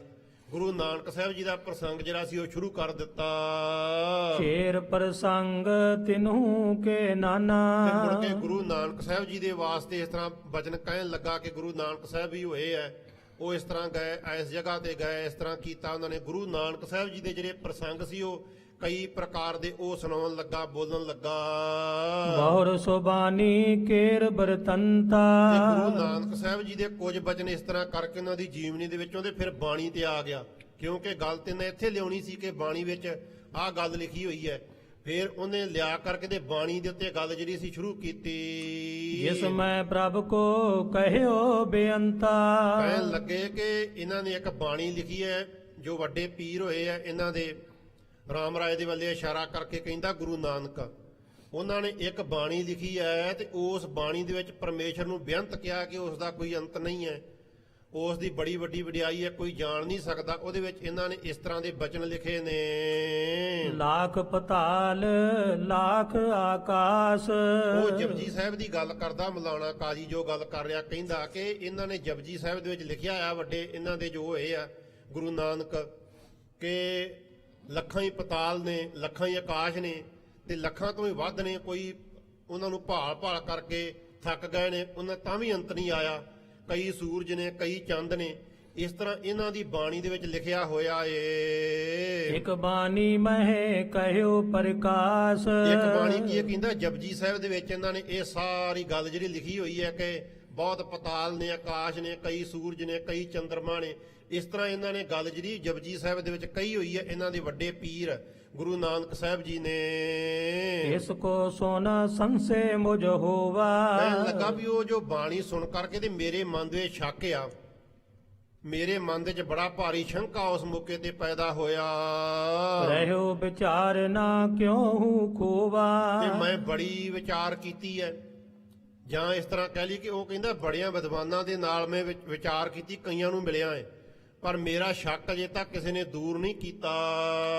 ਹਮਰੇ ਮਤ ਮੈਂ ਸਬਤ ਬਖਾਨੇ ਕਹਿਣ ਲੱਗਾ ਜੋ ਸਾਡੇ ਮਤ ਦੇ ਅਨੁਸਾਰ ਇਸਲਾਮ ਧਰਮ ਦੇ ਵਿੱਚ ਜੋ ਮੁਹੰਮਦ ਸਾਹਿਬ ਨੇ ਕਿਹਾ ਹੈ, ਉਹਨਾਂ ਦੇ ਵਿੱਚ ਤੇ 7 ਪਤਾਲ ਤੇ 7 ਆਕਾਸ਼ ਆ, ਤੇ ਉਹਨਾਂ ਨੇ ਤੇ 7 ਲਿਖੇ ਹੋਏ ਨੇ, 7 ਕਹੇ ਹੋਏ ਨੇ। ਸੋ ਵੀ ਨੀਕੋ ਜਾਏ ਨਾ ਜਾਣੈ ਤੇ ਉਹ ਵੀ ਜੋ ਹੈ ਮੁਹੰਮਦ ਸਾਹਿਬ ਹੀ ਜਾਣਦੇ ਸੀ, ਸਾਨੂੰ ਉਹਨਾਂ ਬਾਰੇ ਕੋਈ ਜਾਣਕਾਰੀ ਨਹੀਂ ਕਿ ਉਹ 7 ਪਤਾਲ ਜਾਂ 7 ਆਕਾਸ਼ ਹੈ ਜਾਂ ਨਹੀਂ ਹੈ, ਕਿੱਥੇ ਆ ਕਿੱਥੇ ਆ। ਉਹ ਕਹਿਣ ਲੱਗਾ ਉਹ ਵੀ ਮੁਹੰਮਦ ਸਾਹਿਬ ਹੀ ਜਾਣਦੇ ਸਨ, ਤੇ ਚਲੋ 7 ਤੇ ਮੰਨਣ ਵਿੱਚ ਆ ਵੀ ਸਕਦੇ, ਨਾਲ ਕਹਿ ਰਿਹਾ। ਤੇ ਇਹਨਾਂ ਨੇ ਲੱਖਾਂ ਹੀ ਕਹਿ ਦਿੱਤੇ ਨੇ ਕਿ ਲੱਖਾਂ ਪਤਾਲ ਨੇ, ਲੱਖਾਂ ਆਕਾਸ਼ ਨੇ, ਉਹਨੇ ਸੂਰਜ ਨੇ, ਉਹਨੇ ਹੀ ਚੰਦਰਮਾ ਨੇ। ਤੇ ਕਹਿੰਦਾ ਵੀ ਇਹ ਜਿਹੜੀ ਗੱਲ ਹੈ ਇਹ ਮੇਰੇ ਮੰਨਣ ਦੇ ਵਿੱਚ ਨਹੀਂ ਆਉਂਦੀ। ਇੱਕ ਆਕਾਸ਼ ਤੇ ਪਰੇ ਆਕਾਸ਼ ਕਹਿਣ ਲੱਗਾ ਇਹਨਾਂ ਨੇ ਕਿਹਾ ਕਿ ਇੱਕ ਆਕਾਸ਼ ਆ, ਉਸ ਦੇ ਉੱਤੇ ਹੋਰ ਆਕਾਸ਼ ਆ, ਉਸ ਦੇ ਉੱਤੇ ਹੋਰ ਆਕਾਸ਼ ਆ, ਇਹਨਾਂ ਇਸ ਤਰ੍ਹਾਂ ਲਿਖਿਆ ਹੋਇਆ ਏ। ਤਹੇ ਕੋ ਸੂਰਜ ਚੰਦ ਪ੍ਰਕਾਸ਼ ਤੇ ਉੱਥੇ ਵੀ ਉਸ ਆਕਾਸ਼ ਦੇ ਵਿੱਚ ਵੀ, ਉਸ ਲੋਕ ਦੇ ਵਿੱਚ ਵੀ ਸੂਰਜ ਆ ਜੋ ਵੱਖਰਾ ਹੈ, ਉੱਥੇ ਚੰਦਰਮਾ ਜੋ ਵੱਖਰਾ ਚਾਨਣ ਕਰ ਰਿਹਾ, ਸੂਰਜ ਵੱਖਰਾ ਚਾਨਣ ਕਰ ਰਿਹਾ ਹੈ। ਉਹਨਾਂ ਦੇ ਵਿੱਚ ਵੀ ਜਿੰਨੇ ਆਕਾਸ਼ ਤੇ ਪਤਾਲ ਨੇ, ਓਨੇ ਹੀ ਸੂਰਜ ਤੇ ਚੰਦਰਮਾ ਨੇ। ਕਿਉਂ ਨਾ ਇਹਾ ਤੇ ਸੋ ਦਿਖ ਪਰੈ ਕਹਿਣ ਲੱਗਾ ਕਿ ਉਹ ਜਿਹੜੇ ਸੂਰਜ ਤੇ ਚੰਦਰਮਾ ਜਿਹੜੇ ਹੋਰ ਨਾ ਆਕਾਸ਼ਾਂ ਦੇ ਵਿੱਚ ਨੇ, ਪਤਾਲਾਂ ਦੇ ਵਿੱਚ ਨੇ, ਉਹ ਕਿਉਂ ਨਹੀਂ ਦਿਖਦੇ? ਕਿਉਂ ਕਰਕੇ ਸੂਰਜ ਤੇ ਬੜੀ ਬੜੀ ਦੂਰ ਤੋਂ ਵੇਖ ਲਈਦਾ ਕਿੰਨਾ ਪ੍ਰਕਾਸ਼ ਹੁੰਦਾ ਹੈ, ਉਹ ਕਿਉਂ ਨਹੀਂ ਨਜ਼ਰ ਆਉਂਦੇ? ਉਹ ਕਾਜੀ ਕਹਿਣ ਲੱਗਾ ਕੇਤੋ ਬੀਚ ਰਚਿਓ ਇਤ ਪਰੈ ਜੇ ਕਹੀਏ ਕਿ ਇਸ ਜੋ ਆਕਾਸ਼ ਹੈ ਇਸ ਦੇ ਉੱਤੋਂ ਬਹੁਤ ਜ਼ਿਆਦਾ ਦੂਰ ਉੱਤੇ ਜੋ ਆਕਾਸ਼ ਹੈ ਹੋਰ ਰਚਿਆ ਹੋਇਆ ਏ। ਜੇ ਤੁਮ ਕਹੋ ਦੂਰ ਬਹੁ ਤੇ ਹੈ ਜੇ ਤੁਸੀਂ ਇਸ ਗੱਲ ਦਾ ਸਾਨੂੰ ਆਪੇ ਆਪਦੇ ਕੋਲੋਂ ਕਹਿੰਦਾ ਕਿ ਤੁਸੀਂ ਕਹਿ ਦਿਓ ਕਿ ਉਹ ਬਹੁਤ ਦੂਰ ਆ, ਉੱਥੇ ਨਹੀਂ ਪਹੁੰਚਿਆ ਜਾ ਸਕਦਾ, ਉਹ ਨਹੀਂ ਵਿਖਾਇਆ ਜਾ ਸਕਦਾ, ਇਸ ਥਲ ਤੇ ਦ੍ਰਿਸ਼ਟੀ ਨਹੀਂ ਲਹੈ ਤੇ ਇਸ ਧਰਤੀ ਦੇ ਉਥੋਂ ਤੱਕ ਦ੍ਰਿਸ਼ਟੀ ਨਹੀਂ ਜਾ ਸਕਦੀ, ਇਸ ਕਰਕੇ ਉਹ ਵਿਖਾਇਆ ਨਹੀਂ ਜਾ ਸਕਦਾ। ਪਹਿਲਾਂ ਹੀ ਗੱਲ ਕਰ ਰਿਹਾ ਜੋ ਕਾਜੀ ਸੀ, ਗੱਲ ਕਰਨ ਵਾਲਾ ਮੁੱਲਾ ਸੀ, ਰਾਮ ਰਾਏ ਨੂੰ ਸੰਬੋਧਨ ਕਰਕੇ ਕਿ ਤੁਸੀਂ ਕਿਹਾ ਲੱਖ ਪਤਾਲ ਨੇ, ਲੱਖ ਆਕਾਸ਼ ਨੇ, ਉਹ ਬੜੀ ਦੂਰ ਨੇ, ਤੁਸੀਂ ਹੁਣ ਕਹਿਣਾ ਕਿ ਉੱਥੇ ਜਾਇਆ ਨਹੀਂ ਜਾ ਸਕਦਾ, ਉਹ ਵਿਖਾਏ ਨਹੀਂ ਜਾ ਸਕਦੇ, ਆਪਣੀ ਨਿਗਾਹ ਉੱਥੋਂ ਤੱਕ ਨਹੀਂ ਪਹੁੰਚਦੀ। ਹੁਣ ਤੁਸੀਂ ਇਹੋ ਹੀ ਬਚਨ ਕਹੋਗੇ ਨਾ? ਕਾਜੀ ਕਹਿਣ ਲੱਗਾ ਜੇਤੇ ਨਭ ਤੇਤੇ ਸਸ ਸੂਰ ਤੇ ਠੀਕ ਆ, ਜੇ ਤੇ ਲੱਖ ਪਤਾਲ ਤੇ ਲੱਖ ਆਕਾਸ਼ ਹੋਣ ਤੇ ਜਿੰਨੇ ਆਕਾਸ਼ ਆ ਉਹਨੇ ਸੂਰਜ ਤੇ ਉਹਨੇ ਚੰਦਰਮਾ ਹੋਣ, ਤੁਸੀਂ ਕਹਿੰਦੇ ਹੋ। ਇਹ ਤੋ ਕਹੀਅਤ ਰੀਤ ਅਕੂਰ ਕਹਿਣ ਲੱਗਾ ਵੀ ਠੀਕ ਆ, ਜੇ ਤੇ ਇੰਨੇ ਆਕਾਸ਼ ਹੋਣਗੇ ਤੇ ਸੂਰਜ ਵੀ ਉਹਨੇ ਹੀ ਹੋਣਗੇ, ਉਹਨੇ ਚੰਦਰਮਾ ਹੋਣਗੇ, ਉਹਨੇ ਤਾਰੇ ਹੋਣਗੇ। ਜੇ ਇਹ ਗੱਲ ਸੱਚੀ ਆ ਤੇ ਇਹ ਵੀ ਨਾਲ ਸੱਚੀ ਹੈ ਕਿ ਉਹਨੇ ਸੂਰਜ ਤੇ ਉਹਨੇ ਹੀ ਚੰਦਰਮਾ ਹੋਣਗੇ। ਤੋ ਤੁਮ ਸਖਤਵੰਤ ਦਿਖਰਾਵ ਹੋ ਤੇ ਜੇ ਤੁਸੀਂ ਕਹੋ ਕਿ ਉਹ ਬਹੁਤ ਦੂਰ ਨੇ, ਉੱਥੋਂ ਤੱਕ ਆਪਾਂ ਪਹੁੰਚ ਨਹੀਂ ਸਕਦੇ, ਨਿਗਾਹ ਨਹੀਂ ਜਾ ਸਕਦੀ, ਉਹ ਕਾਜੀ ਕਹਿੰਦਾ ਵੀ ਤੁਸੀਂ ਸ਼ਕਤੀ ਵਾਲੇ ਹੋ, ਤੁਸੀਂ ਕਹਿੰਦੇ ਹੋ ਕਿ ਸਾਡੇ ਕੋਲ ਬਹੁਤ ਵੱਡੀ ਸ਼ਕਤੀ ਹੈ, ਕਰਾਮਾਤ ਹੈ। ਸਾਡਾ ਜੋ ਪਿਤਾ ਜੀ ਹੈ ਉਹ ਗੁਰੂ ਨਾਨਕ ਸਾਹਿਬ ਜੀ ਦੀ 7ਵੀਂ ਜੋਤ ਹੈ, ਉਹਨਾਂ ਦਾ ਸਰੂਪ ਹੈ। ਜੇ ਗੁਰੂ ਨਾਨਕ ਸਾਹਿਬ ਜੀ ਨੇ ਇੰਨੇ ਪਤਾਲ ਤੇ ਆਕਾਸ਼ ਲਿਖੇ ਨੇ, ਸੂਰਜ ਲਿਖੇ ਨੇ, ਤੇ ਤੁਸੀਂ ਉਹ ਸ਼ਕਤੀ ਵਾਲੇ, ਤੇ ਸ਼ਕਤੀ ਦੇ ਨਾਲ ਆਪਣੀ ਅਜ਼ਮਤ ਦੇ ਨਾਲ ਸਾਨੂੰ ਉਹ ਵਿਖਾਉਣਾ ਕਰੋ। ਪਰ ਆਕਾਸ਼ ਕੇ ਸਸ ਨਿਵਰਾਵੋ। ਤੇ ਜਿਹੜਾ ਹੋਰ ਕਿਸੇ ਆਕਾਸ਼ ਦਾ ਚੰਦਰਮਾ ਹੋਣਿਆ ਰਾਤ, ਤੇ ਰਾਤ ਦੇ ਸਮੇਂ ਚੰਦਰਮਾ ਜੋ ਹੈ ਉਹ ਪ੍ਰਕਾਸ਼ ਕਰ ਰਿਹਾ, ਚਾਨਣੀ ਦੇ ਰਿਹਾ ਹੈ। ਤੇ ਦੂਸਰੇ ਜੋ ਆਕਾਸ਼ ਦਾ ਚੰਦਰਮਾ, ਤੁਸੀਂ ਉਹਨੂੰ ਨੇੜੇ ਲਿਆ ਕਰਕੇ ਸਾਨੂੰ ਵਿਖਾਓ। ਸਾਨੂੰ ਇੱਕ ਵਾਰ ਚੰਦਰਮਾ ਵਿਖਾਓ ਤੁਸੀਂ ਕਿ 2 ਚੰਦਰਮਾ ਹੈਗੇ, ਅਸੀਂ ਮੰਨ ਲਾਂਗੇ। ਜੇ 2 ਵਿਖਾ ਦਿੱਤੇ ਤੁਸੀਂ ਕਿ ਹੋਰ ਵੀ ਹੁੰਦੇ ਆ, ਤੁਸੀਂ ਉਹ ਜੋ ਦੂਜੇ ਆਕਾਸ਼ ਦਾ ਚੰਦਰਮਾ ਹੈ ਉਹ ਲਿਆ ਕਰਕੇ ਆਕਾਸ਼ ਦੇ ਵਿੱਚ ਸਾਨੂੰ ਵਿਖਾਉਣਾ ਕਰੋ। ਉਗਿਓ ਆਜ ਸਸ ਪੂਰਨਮਾਸੀ। ਤੇ ਫੇਰ ਉਹ ਕਹਿਣ ਲੱਗਾ ਕਿ ਜਿਸ ਤਰ੍ਹਾਂ ਅੱਜ ਹੈ ਹੁਣ ਪੂਰਨਮਾਸ਼ੀ ਦਾ ਦਿਹਾੜਾ, ਤੇ ਅੱਜ ਸਭਾ ਲੱਗੀ ਹੋਈ ਹੈ, ਰਾਤ ਦਾ ਸਮਾਂ ਹੈ, ਚੰਦਰਮਾ ਪ੍ਰਕਾਸ਼ ਕਰ ਰਿਹਾ ਹੈ, ਚਾਨਣੀ ਦੇ ਰਿਹਾ ਹੈ, ਤੇ ਪੂਰਾ ਚੰਦਰਮਾ ਜਿਹੜਾ ਉਹ ਦਿਸ ਰਿਹਾ ਏ। ਇਹ ਸਮ ਦੂਜੋ ਹੋਏ ਪ੍ਰਕਾਸ਼ੀ। ਤੇ ਇਸ ਦੇ ਬਰਾਬਰ ਜੋ ਦੂਸਰਾ ਚੰਦਰਮਾ ਹੈ ਉਹ ਵੀ ਇੰਨਾ ਹੀ ਹੋਵੇ, ਇਹਦੇ ਵਾਂਗੂ ਵਿਖਾਈ ਦੇਵੇ। ਨਹੀਂ ਕਿ ਤੁਸੀਂ ਕੋਈ ਦੂਰੋਂ ਲਾਈਟ ਵਿਖਾ ਦਿਓ ਤੇ ਕਹਿ ਦਿਓ ਕਿ ਇਹ ਚੰਦਰਮਾ ਵਿਖਾਈ ਦੇ ਰਿਹਾ ਹੈ, ਕਿਸੇ ਦੇ ਘਰ ਹੀ ਭਾਵੇਂ ਦੀਵਾ ਜਗਦਾ ਹੋਵੇ। ਕਹਿਣ ਲੱਗਾ ਇੰਨਾ ਚੰਦਰਮਾ ਇਸੇ ਪ੍ਰਕਾਰ ਆਕਾਸ਼ ਦੇ ਵਿੱਚ ਸਾਨੂੰ ਦੂਜਾ ਵੀ ਵਿਖਾਉਣਾ ਕਰੋ।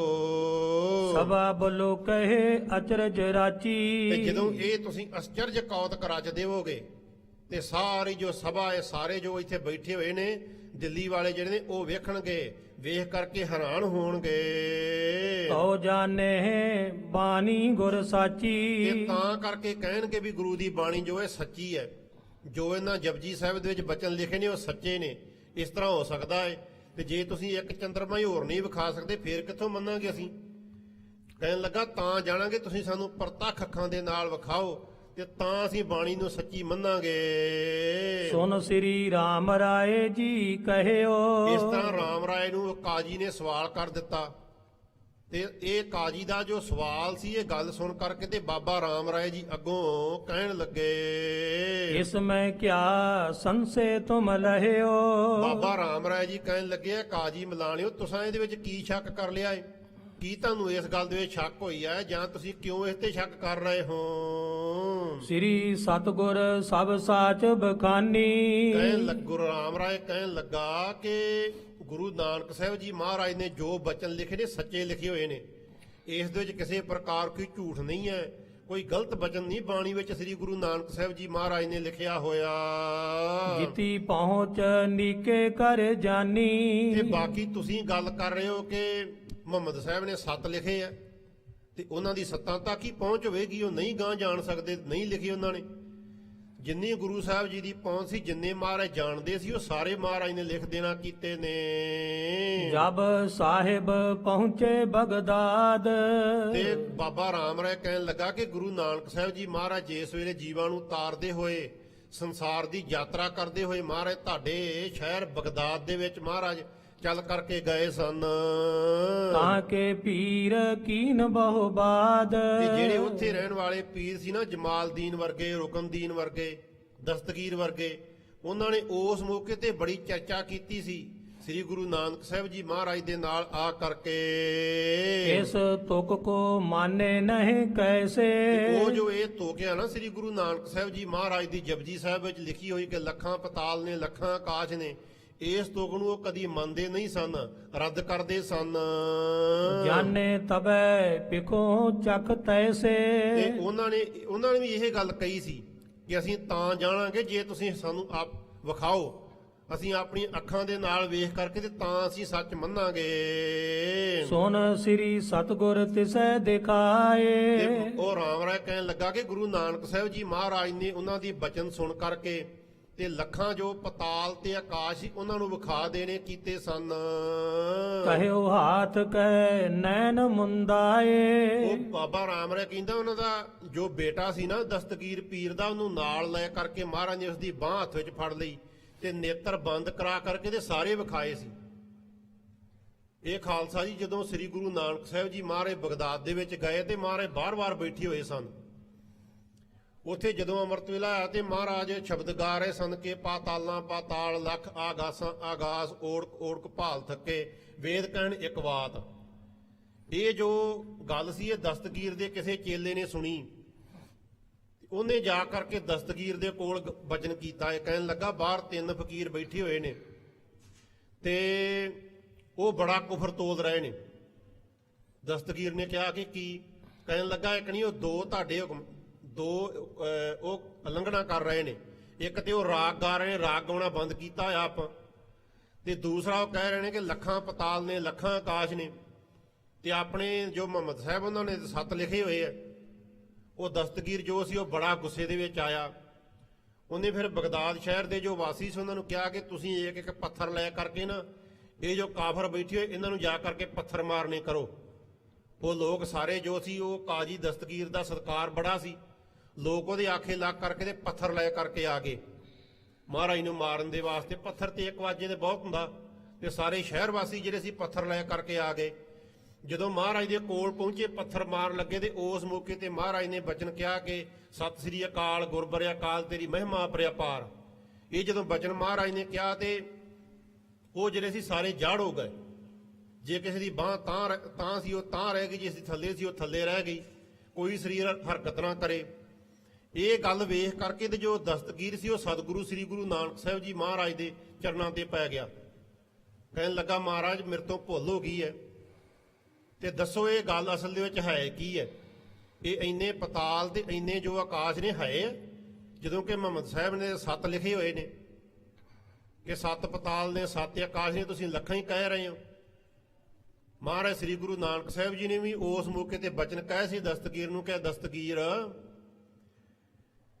ਮੁਹੰਮਦ ਸਾਹਿਬ ਨੂੰ 7 ਤੱਕ ਜਾਣਕਾਰੀ ਸੀ, ਉਹਨਾਂ ਨੇ 7 ਕਹਿ ਦਿੱਤੇ ਆ।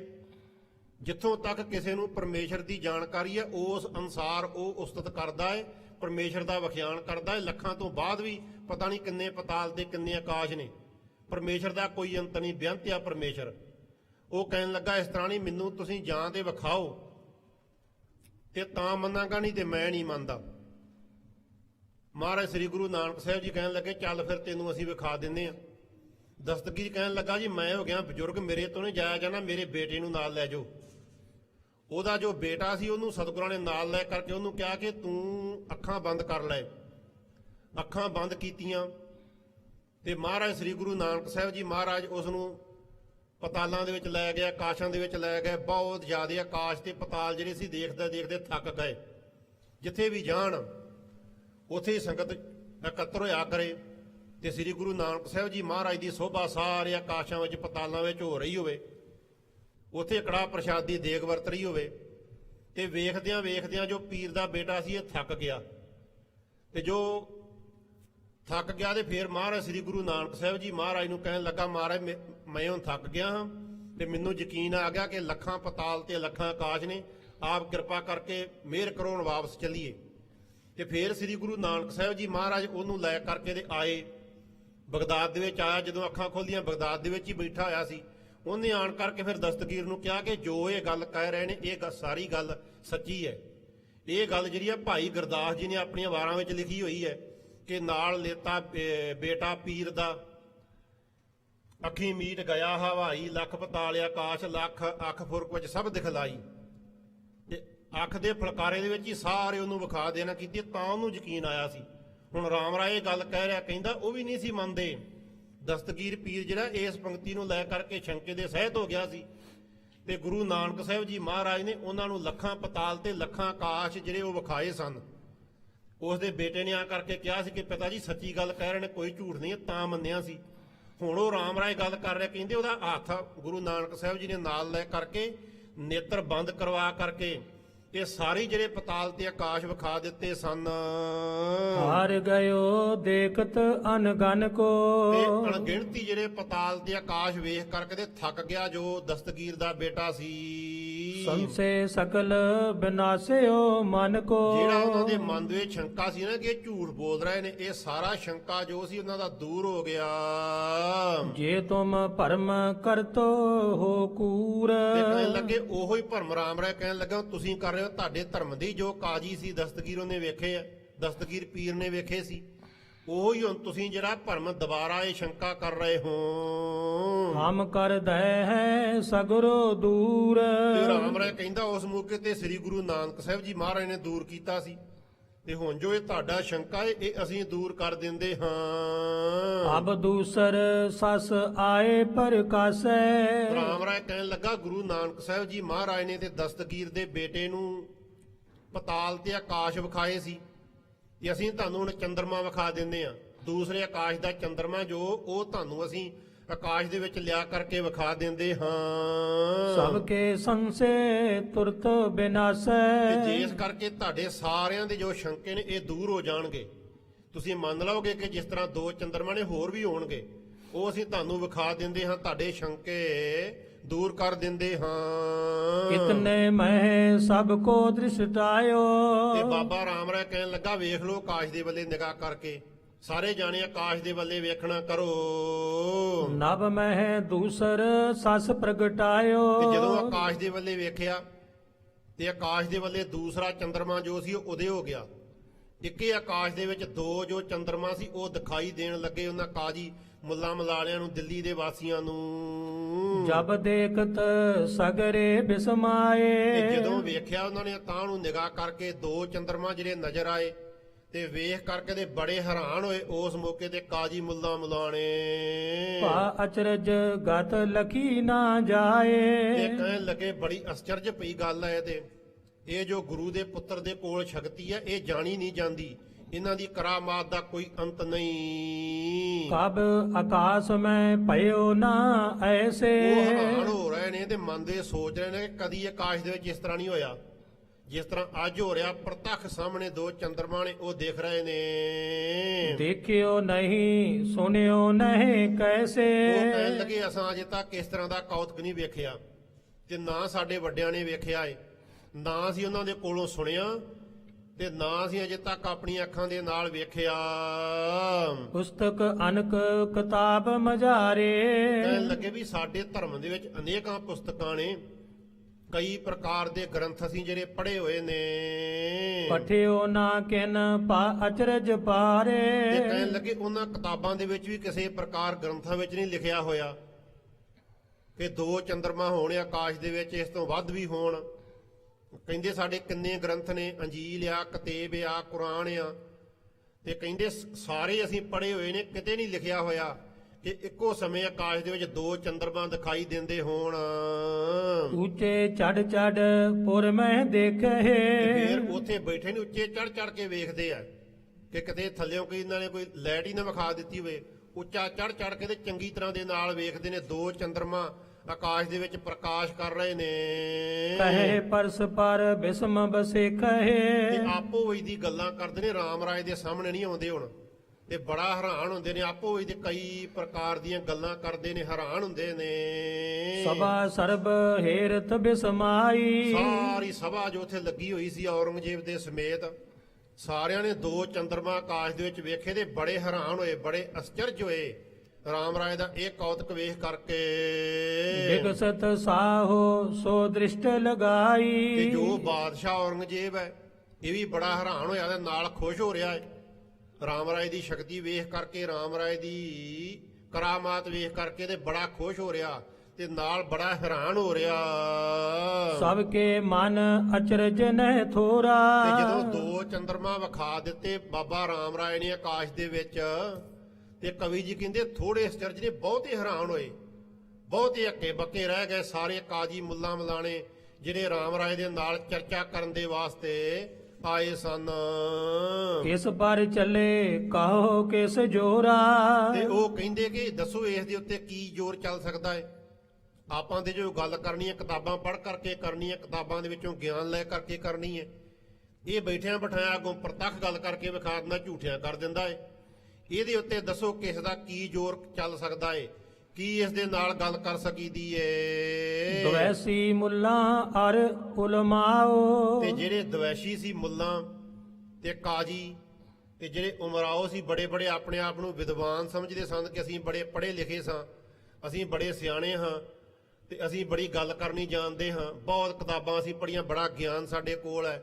ਉਹ ਜਿਹੜੇ ਸੰਸਾਰੇ ਜਰ ਜਰ ਜਾਹੇ ਬਲੋਕ ਪਰਪਾਓ। ਤੇ ਰਾਮ ਰਾਜ ਦੀ ਫੇਰ ਕਹਿੰਦੇ ਬੜੀ ਵਡਿਆਈ ਹੋ ਰਹੀ ਹੈ, ਘਰਾਂ ਘਰਾਂ ਵਿੱਚ ਉਸਤਤ ਹੋ ਰਹੀ, ਲੋਕ ਉਸਤਤ ਕਰਦੇ ਨੇ ਤੇ ਉਹ ਬੈਠੇ ਹੋਏ ਫੇਰ ਬੜਾ ਸੜ ਰਹੇ ਨੇ, ਬੜਾ ਜਲ ਭਰ ਰਹੇ ਨੇ ਰਾਮ ਰਾਜ ਦੀ ਉਸਤਤ ਨੂੰ ਵੇਖ ਕਰਕੇ। ਸਸ ਦੂਸਰ ਪਿਕ ਬਦਨ ਨਿਭਾਇਓ। ਤੇ ਦੂਸਰਾ ਚੰਦਰਮਾ ਜਿਹੜਾ ਇੱਕ ਵਾਰ ਤੇ ਤਾਂ ਨੂੰ ਮੂੰਹ ਕਰਕੇ ਵੇਖ ਲਿਆ ਹੈ ਤੇ ਹੁਣ ਮੂੰਹ ਨਹੀਂ ਤਾਂ ਕਰਦੇ। ਦੋ ਚੰਦਰਮਾ ਆਕਾਸ਼ ਵਿੱਚ ਦਿਸ ਰਹੇ ਨੇ, ਦੋ ਚੰਦਰਮਾ ਉਹਦੇ ਹੋਏ ਨੇ ਤੇ ਉਹ ਤਾਂ ਨੂੰ ਵੇਖ ਨਹੀਂ ਰਹੇ, ਸ਼ਰਮਸਾਰ ਹੋ ਰਹੇ ਨੇ, ਮੂੰਹ ਨੀਵਾ ਕੀਤਾ ਲੱਜਾ ਦੇ ਸਮੇਤ ਨੇ। ਇਤ ਕਹਿਬੇ ਨਹਿ ਊਚ ਉਠਾਇਓ। ਤੇ ਨਾ ਕੋਈ ਗੱਲ ਹੀ ਮੂੰਹ ਬੋਲ ਰਹੇ ਆ, ਕੋਈ ਗੱਲ ਨਹੀਂ ਅੱਗੋਂ ਰਾਮ ਰਾਏ ਦੇ ਕੋਲ ਆ ਰਹੀ ਤੇ ਉੱਚੇ ਮੂੰਹ ਨਹੀਂ ਤਾਂ ਚੁੱਕ ਰਹੇ, ਇੰਨੇ ਸ਼ਰਮਸਾਰ ਹੋਏ ਨੇ, ਇੰਨੇ ਲੱਜਾ ਦੇ ਸਮੇਤ ਹੋ ਰਹੇ ਨੇ। ਕਿਆ ਬਪਰੇ ਅਬ ਬਾਗ ਬਖਾਨੈ। ਤੇ ਹੁਣ ਕਵੀ ਜੀ ਕਹਿੰਦੇ ਵੀ ਇਹ ਕਾਜੀ ਮੁੱਲਾ ਮਲਾਣੇ ਜਿਹੜੇ ਵਿਚਾਰੇ ਨੇ, ਕਿਤਾਬਾਂ ਪੜ੍ਹੀਆਂ ਹੋਈਆਂ ਚਾਰ ਤੇ ਗੱਲਾਂ ਚਾਰ ਕਰਨੀਆਂ ਆ ਗਈਆਂ, ਇਹ ਗੁਰੂ ਦੇ ਪੁੱਤਰ ਦੇ ਅੱਗੇ ਕੀ ਗੱਲ ਕਰਨ, ਕੀ ਗੁਰੂ ਦੇ ਪੁੱਤਰ ਨੂੰ ਅੱਗੋਂ ਜਵਾਬ ਦੇਣ ਤੇ ਕੀ ਚਰਚਾ ਕਰਨ। ਅਜਮਤ ਪਰ ਬਲ ਚਲੇ ਨਾ ਜਾਣੈ। ਕਿਉਂ ਕਰਕੇ ਗੁਰੂ ਦੇ ਪੁੱਤਰ ਦੇ ਕੋਲ ਕਰਾਮਾਤਾਂ ਦੇ ਖਜ਼ਾਨੇ ਨੇ, ਸ਼ਕਤੀਆਂ ਦੇ ਖਜ਼ਾਨੇ ਨੇ ਤੇ ਉਹ ਤੇ ਜੋ ਚਾਹਵੇ ਕਰ ਕਰਕੇ ਵਿਖਾ ਦਿੰਦਾ ਏ, ਇੱਕ ਛਿਨ ਨਹੀਂ ਲਾਉਂਦਾ, ਪ੍ਰਤੱਖ ਗੱਲ ਕਰਕੇ ਵਿਖਾ ਦਿੰਦਾ। ਇਹਨਾਂ ਦਾ ਕੀ ਜ਼ੋਰ ਚੱਲੇ ਗੁਰੂ ਸਾਹਿਬ ਜੀ ਦੇ ਸੁਪੁੱਤਰ ਬਾਬਾ ਰਾਮ ਰਾਏ ਦੇ ਉੱਤੇ। ਦ੍ਰਿੜ ਈਰਖਾ ਗੁਰਬਾਕ ਜਿਨਹੁ ਕੇ। ਤੇ ਪਰ ਕਹਿੰਦੇ ਵੀ ਬੜੀ ਦ੍ਰਿੜ ਈਰਖਾ ਇਹਨਾਂ ਦੇ ਮਨ ਦੇ ਵਿੱਚ, ਗੁਰਬਾਕ ਜਿਨ੍ਹਾਂ ਦੇ ਗੁਰਬਾਣੀ ਦੇ ਪ੍ਰਤੀ ਈਰਖਾ ਹੈ, ਗੁਰਬਾਣੀ ਤੇ ਸ਼ੰਕਾ ਕਰਦੇ ਆ ਤੇ ਗੁਰਬਾਣੀ ਸੱਚੀ ਨਹੀਂ ਹੋ ਸਕਦੀ ਹੈ, ਕਿਸ ਤਰ੍ਹਾਂ ਗੱਲ ਹੋ ਸਕਦੀ ਹੈ। ਬੜੇ ਮੂਰਖ ਨੇ ਕਾਜੀ ਮੁੱਲਾ ਮਲਾਣੇ ਤੇ ਗੁਰਬਾਣੀ ਦੇ ਨਾਲ ਈਰਖਾ ਕਰ ਰਹੇ ਨੇ, ਗੁਰੂ ਦੇ ਬਚਨਾਂ ਦੇ ਨਾਲ ਈਰਖਾ ਕਰਦੇ ਨੇ। ਪਰੇ ਨਾ ਚਰਨ ਕੋ ਭਾਗ ਤਿਨਹੁ ਕੇ। ਕਵੀ ਜੀ ਕਹਿੰਦੇ ਵੀ ਇਹ ਬੜੇ ਮੰਦੇ ਭਾਗਾਂ ਵਾਲੇ ਸਨ, ਖੋਟੇ ਭਾਗਾਂ ਵਾਲੇ ਆ। ਰਾਮ ਰਾਏ ਨੇ ਕਈ ਪ੍ਰਕਾਰ ਦੀਆਂ ਸ਼ਕਤੀਆਂ ਵਿਖਾ ਦਿੱਤੀਆਂ ਇਹਨਾਂ ਨੂੰ, ਪ੍ਰਤੱਖ ਨੂੰ ਦੋ ਚੰਦਰਮਾ ਵਿਖਾਤੇ ਤੇ ਅਜੇ ਤੱਕ ਇਹ ਗੁਰੂ ਦੀ ਉਸਤਤ ਨੂੰ ਸੁਣਨ ਦੇ ਵਾਸਤੇ ਤਿਆਰ ਨਹੀਂ, ਅਜੇ ਤੱਕ ਇਹ ਰਾਮ ਰਾਏ ਦਾ ਪ੍ਰਭਾਵ ਕਬੂਲਣ ਦੇ ਵਾਸਤੇ ਤਿਆਰ ਨਹੀਂ, ਸਗੋਂ ਸੜ ਰਹੇ ਨੇ ਰਾਮ ਰਾਏ ਦੀ ਵਡਿਆਈ ਵੇਖ ਕਰਕੇ, ਕਿਉਂਕਿ ਇਹਨਾਂ ਦੇ ਭਾਗ ਮੰਦੇ ਸੀ। ਮਹਾਰਾਜ ਦੀ ਗੁਰਬਾਣੀ ਦੇ ਬਚਨ ਹੈ ਨਾ ਕਿ ਮਹਾ ਅਭਾਗ ਹੈ ਜਿਨ ਕੇ ਤਿਨ ਸਾਧੂ ਧੂਰ ਨਾ ਪੀਜੈ। ਉਹ ਗੁਰੂ ਦੇ ਚਰਨਾਂ ਦੀ ਧੂੜੀ ਨਹੀਂ ਪ੍ਰਾਪਤ ਕਰ ਸਕਦਾ ਜਿਸ ਦੇ ਬੜੇ ਮੰਦੇ ਭਾਗ ਨੇ, ਜਿਸ ਦੇ ਖੋਟੇ ਭਾਗ ਨੇ। ਹੁਣ ਕਾਜੀ ਮੁੱਲਾ ਮਲਾਣਿਆਂ ਦੇ ਭਾਗ ਕਹਿੰਦੇ ਬੜੇ, ਕਵੀ ਜੀ ਕਹਿੰਦੇ ਮਾੜੇ ਨੇ, ਖੋਟੇ ਭਾਗਾਂ ਵਾਲੇ ਨੇ ਤੇ ਇਹ ਰਾਮ ਰਾਏ ਦੀ ਗੱਲ ਮੰਨਣ ਨੂੰ ਤਿਆਰ ਨਹੀਂ, ਗੁਰੂ ਦੀ ਉਸਤਤੀ ਸੁਣਨ ਦੇ ਵਾਸਤੇ ਤਿਆਰ ਨਹੀਂ, ਬੜੇ ਮਾੜੇ ਭਾਗਾਂ ਵਾਲੇ ਨੇ ਇਹ ਸਾਰੇ ਕਾਜੀ ਮੁੱਲਾ ਮਲਾਣੇ ਜੋ ਔਰੰਗਜ਼ੇਬ ਦੇ ਸਲਾਹਕਾਰ ਨੇ। ਇਸ ਪ੍ਰਕਾਰ ਸਸ ਦੁਤੀ ਦਿਖਾਇਓ। ਇਸ ਤਰੀਕੇ ਦੇ ਨਾਲ ਦੂਸਰਾ ਚੰਦਰਮਾ ਜੋ ਸੀ ਉਹ ਆਕਾਸ਼ ਦੇ ਵਿੱਚ ਬਾਬਾ ਰਾਮ ਰਾਏ ਨੇ ਵਿਖਾ ਕਰਕੇ ਨਭ ਮੈਂ ਅਦਕ ਪ੍ਰਕਾਸ਼ ਕਰਾਇਓ। ਤੇ ਆਕਾਸ਼ ਦੇ ਵਿੱਚ ਬੜਾ ਭਾਰੀ ਪ੍ਰਕਾਸ਼ ਹੋਇਆ ਹੈ, ਦੋ ਚੰਦਰਮਾ ਚੜ੍ਹਨ ਦੇ ਨਾਲ ਐ ਚਾਰ ਚਫੇਰੇ ਪ੍ਰਕਾਸ਼, ਇਹ ਦਿਨ ਚੜਿਆ ਹੋਇਆ ਹੈ, ਇੰਨਾ ਚਾਨਣ ਹੋਇਆ ਹੈ। ਇਹ ਜੋ ਕਾਜੀ ਮੁੱਲਾ ਮਲਾਣੇ ਨੇ ਇਹ ਠਾਣ ਮੂੰਹ ਕਰਕੇ ਬੈਠੇ ਹੋਏ ਨੇ ਰਾਮ ਰਾਏ ਦੇ ਸਾਹਮਣੇ, ਕੋਈ ਗੱਲ ਨਹੀਂ ਇਹਨਾਂ ਨੂੰ ਆ ਰਹੀ, ਬੜੇ ਸ਼ਰਮਸਾਰ ਹੋ ਰਹੇ ਨੇ ਰਾਮ ਰਾਏ ਦੇ ਸਾਹਮਣੇ। ਕੀ ਗੱਲ ਆ ਕਰਕੇ ਕਰਨ, ਕਿਉਂ ਕਰਕੇ ਇਹਦੇ ਕਿਤਾਬਾਂ ਦੇ ਨਾਲ ਗੱਲ ਕਰ ਰਹੇ ਹੁੰਦੇ, ਪ੍ਰਤੱਖ ਜਿਹੜਾ ਸੀ ਉਹ ਵਿਖਾ ਦਿੱਤਾ ਕਿ ਆਹ ਵੇਖ ਲੈਣਾ ਕਰੋ। ਇਸ ਤਰ੍ਹਾਂ ਰਾਮ ਰਾਏ ਦੀ ਉਸਤਤ ਹੋ ਰਹੀ ਹੈ ਤੇ ਕਾਜੀ ਮੁੱਲਾ ਮਲਾਣੇ ਜਿਹੜੇ ਉਹ ਬੜਾ ਸੜ ਰਹੇ ਨੇ। ਇੱਥੋਂ ਤੱਕ ਸਤਿਗੁਰਾਂ ਦੇ ਗੁਰ ਇਤਿਹਾਸ ਦੀ ਕਥਾ ਜਾਈ ਹੈ। ਸਤਿਗੁਰਾਂ ਦੇ ਗੁਰ ਇਤਿਹਾਸ ਦੀ ਕਥਾ ਵਿਚਾਰ ਕਰਦਿਆਂ ਕਈ ਪ੍ਰਕਾਰ ਦੀਆਂ ਗਲਤੀਆਂ ਭੁੱਲਾਂ ਹੋ ਗਈਆਂ ਏ। ਆਪ ਸਰਬੱਤ ਸੰਗਤ ਗੁਰੂ ਸਾਹਿਬ ਬਖਸ਼ਣ ਯੋਗ ਬਖਸ਼ ਲੈਣਾ, ਅੱਗੇ ਤੋਂ ਸਮੱਤ ਬਖਸ਼ਣੀ। ਹੁਣ ਆਪ ਸਰਬੱਤ ਸੰਗਤਾਂ ਦੇ ਸਨਮੁਖ ਪੰਥ ਦਾ ਪ੍ਰਸਿੱਧ ਢਾਡੀ ਜਥਾ ਭਾਈ ਭੁਪਿੰਦਰ ਸਿੰਘ ਜੀ ਪ੍ਰੀਤ ਪਾਰਸਮਣੀ, ਉਹ ਆਪ ਜੀ ਨੂੰ ਗੁਰੂ ਜਸ ਦੁਆਰਾ ਨਿਹਾਲ ਕਰਨਗੇ। ਆਪ ਇਸੇ ਪ੍ਰਕਾਰ ਹੀ ਢਾਡੀ ਸਿੰਘਾਂ ਦੇ ਪਾਸੋਂ ਗੁਰੂ ਜਸ ਸਰਵਣ ਕਰਕੇ ਲਾਹਾ ਪ੍ਰਾਪਤ ਕਰੀਏ ਜੀ। ਵਾਹਿਗੁਰੂ ਜੀ ਕਾ ਖਾਲਸਾ, ਵਾਹਿਗੁਰੂ ਜੀ ਕੀ ਫਤਿਹ। ਹੇ ਅਚੁੱਤ ਹੈ ਪਾਰ ਬ੍ਰਹਮ ਅਬਨਾਸੀ ਅਗਨਾਸ, ਹੇ ਪੂਰਨ ਹੈ ਸਰਬ ਮੈਂ ਦੁਖ ਭੰਜਨ ਗੁਣ ਤਾਸ। ਹੇ ਸੰਗੀ ਹੈ ਨਿਰੰਕਾਰ, ਹੇ ਨਿਰਗੁਣ ਸਭ ਟੇਕ। ਹੇ ਗੋਬਿੰਦ ਹੈ ਗੁਣ ਨਿਧਾਨ, ਜਾ ਕੈ ਸਦਾ ਵਿਵੇਕ। ਹੇ ਅਪਰੰਪਰ ਹਰ ਹਰੇ, ਹੈ ਵੀ ਹੋਵਨਹਾਰ। ਹੇ ਸੰਤਹਿ ਕੈ ਸਦਾ ਸੰਗ, ਦੇ ਧਾਰਾ ਆਧਾਰ। ਹੇ ਠਾਕੁਰ ਹਾਂ ਨਿਰਗੁਣ ਗੁਣ ਨਹੀਂ ਕੋਏ। ਨਾਨਕ ਦੀਜੈ ਨਾਮ ਦਾਨ ਰਾਖੋ ਹੀਐ ਪਰੋਏ। ਆਏ ਪ੍ਰਭ ਸਰਨਾਗਤੀ ਕਿਰਪਾ ਨਿਧ ਦਇਆਲ। ਏਕ ਅੱਖਰ ਹਰ ਮਨ ਬਸਤ ਨਾਨਕ ਹੋਤ ਨਿਹਾਲ। ਕਥਾ ਨਿਤਾ ਪ੍ਰਤ ਹੋਤ ਹੈ ਸੁਨਿਓ ਸਿੰਘ ਸੁਜਾਨ। ਨਾਨਕ ਗੁਰੂ ਗੋਬਿੰਦ ਸਿੰਘ ਜੀ ਸਦਾ ਕਰੇ ਕਲਿਆਣ। ਨਾਨਕ ਗੁਰੂ ਗੋਬਿੰਦ ਸਿੰਘ ਜੀ ਸਦਾ ਕਰੇ ਕਲਿਆਣ। ਵਾਹਿਗੁਰੂ ਜੀ ਕਾ ਖਾਲਸਾ ਵਾਹਿਗੁਰੂ ਜੀ ਕੀ ਫਤਿਹ।